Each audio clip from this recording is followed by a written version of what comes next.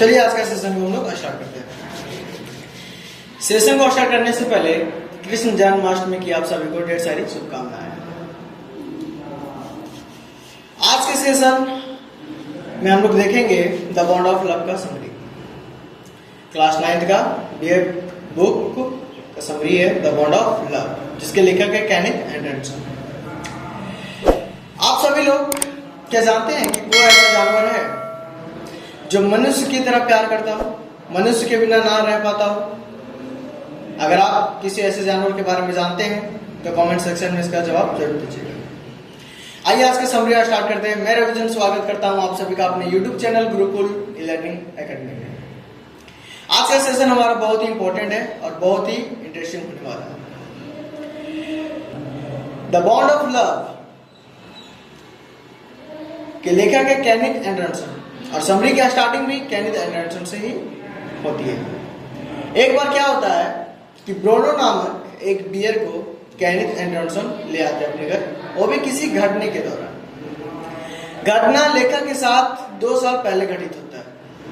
एक बार क्या होता है कि लेखक मैसूर के रास्ते गन्ने की फील्ड से होकर बेंगलोर जा रहे होते हैं, यानी कि अपनी यात्रा कर रहे होते हैं। तो पाते हैं कि मैसूर के जितने भी गरीब किसान हैं वो अपने खेतों से पिग को हटा रहे होते हैं। पिग यानी कि सुअर को हटा रहे होते हैं। कुछ सुअर को पकड़ रहे होते हैं तो कुछ लोग सुअर को मार रहे होते हैं। लेकिन लेखक सोचते हैं कि शायद अब सारे सुअर पकड़े जा चुके हैं, तो अब वो अपनी यात्रा को फिर से शुरू करते हैं। लेकिन अगले ही क्षण पाते हैं कि उसके सामने अचानक से कहीं से एक काला सा बियर खड़ा होता है। तो लेखक तो उसे मारना नहीं चाहते, लेकिन उनके बगल में जो गरीब किसान था वो उसे मार देता है। अब लेखक जब देखते हैं यानी कि उस काले भालू के पास जाकर देखते हैं तो पाते हैं कि भालू का एक छोटा सा बच्चा अपनी माँ को उठा रहा होता है। ठीक है, क्या कर रहा था? अपनी माँ को उठा रहा होता है।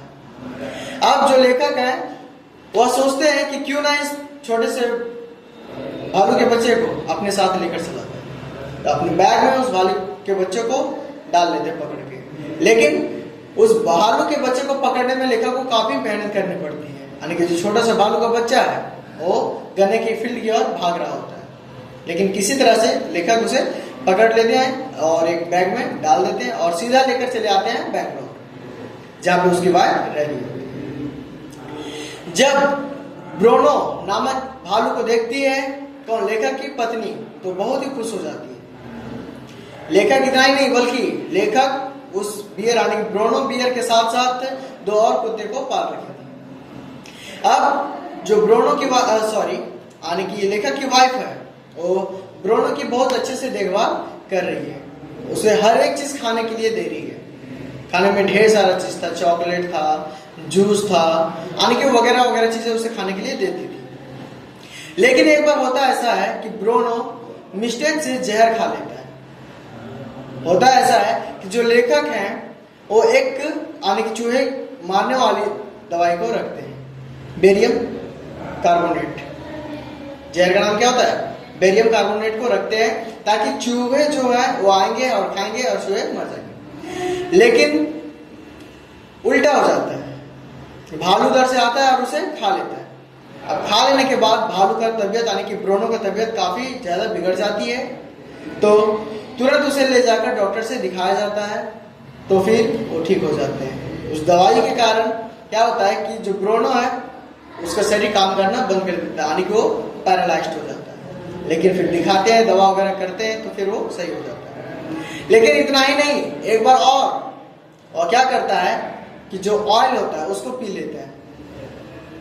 कौन? ब्रोनो। लेकिन इस बार भी कुछ होता नहीं है, ज्यादा कुछ इफेक्ट नहीं होता है, ब्रोनो अब सेफ है। लेकिन अब ब्रोनो धीरे धीरे बढ़ रहा होता है, यानी कि बड़ा हो रहा होता है।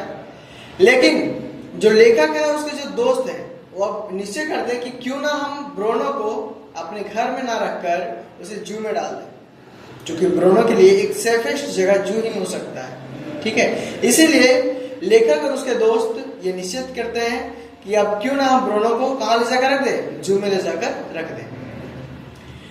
फिर जू जाते हैं, जू में बात करते हैं, तो जू से एक गाड़ी आती है, गाड़ी में रखकर ब्रोनो को पहुंचा दिया जाता है। कहाँ पे? जू में।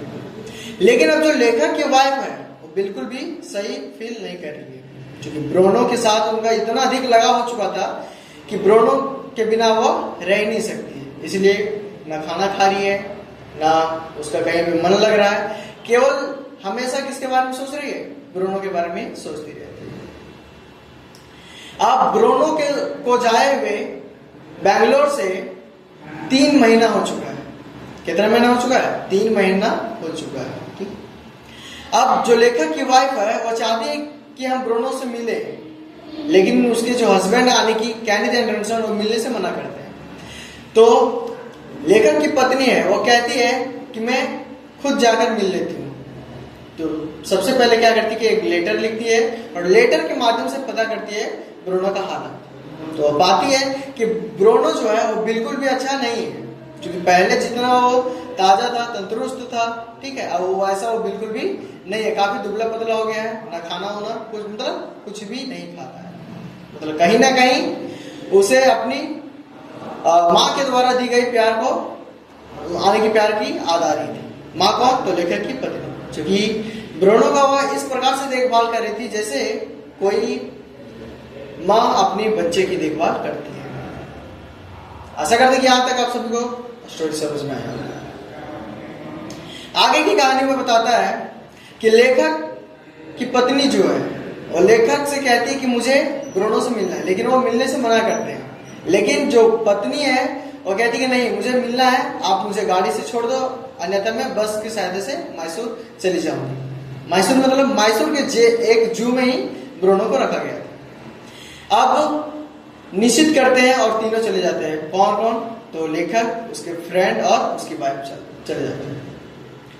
अब जब लेखक की पत्नी को देखते हैं कौन? ब्रोनो, तो खड़ा हो जाता है और देखता है, काफी मतलब खुशी से उसको महसूस होने लगता है। ठीक है। अब जो लेखक की पत्नी है वो चाहती है कि क्यों ना हम ब्रोनो को अपने साथ लेकर चले जाए। काफी टाइम स्पेंड कर लेते जू में, लेकिन फिर सोचती है कि अगर ब्रोनो हमारे साथ आ जाता तो बहुत ही अच्छा होता। अब ब्रोनो एक आने की गवर्नमेंट प्रॉपर्टी हो चुका था, लेकिन आप लोगों को मैं एक बात बता देना चाहता हूँ, जो कि मैं भूल रहा हूँ, कि जो लेखक की वाइफ थी उस भालू का नाम ब्रोनो ना रखकर वो बाबा रख दी थी। बाबा इसलिए रख दी थी क्योंकि बाबा एक इंडियन नेम है और इंडियन नेम उसे बहुत ही पसंद आता था। इसीलिए लेखक की जो पत्नी है वो भालू का नाम क्या रख दी थी? बाबा रखी थी। ठीक है। तो अब लेखक की पत्नी चाहती है कि अपने बाबा को वो अपने घर ले आए। तो जू का जो हेड है उससे जाकर बात करती है। तो जू का हेड से पता चलता है कि मैम ऐसा बिल्कुल भी नहीं हो सकता। ऐसा इसलिए क्योंकि आपका जो बाबा है अब वो एक गवर्नमेंट प्रॉपर्टी बन चुकी है।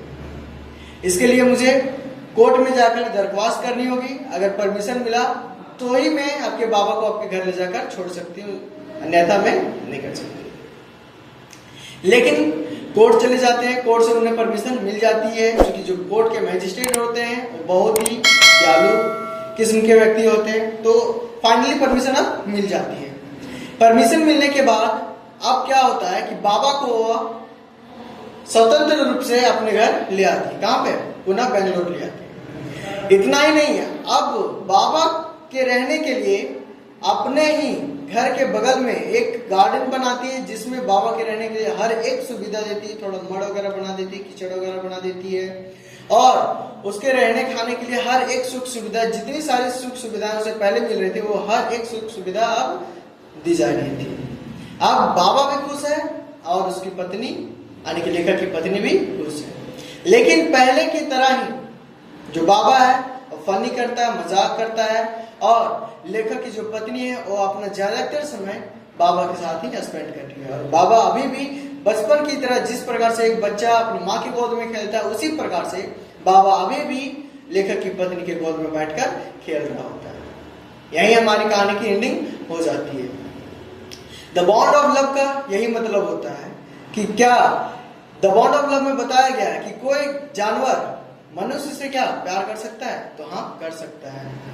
इस कहानी में बताया जाता है कि लेखक के दोस्त है जो वो बताते हैं किससे, यानी कि लेखक की वाइफ से, कि जो ब्रोनो है यानी कि बाबा वो आपको पूर्ण रूप से भूल चुका होगा, आप अभी याद नहीं होंगे, क्योंकि बाबा को गए हुए बैंगलोर से कितने महीना हो चुके थे? 3 मंथ हो चुके थे, लेकिन फिर भी बाबा अपनी माँ को नहीं भूलता है।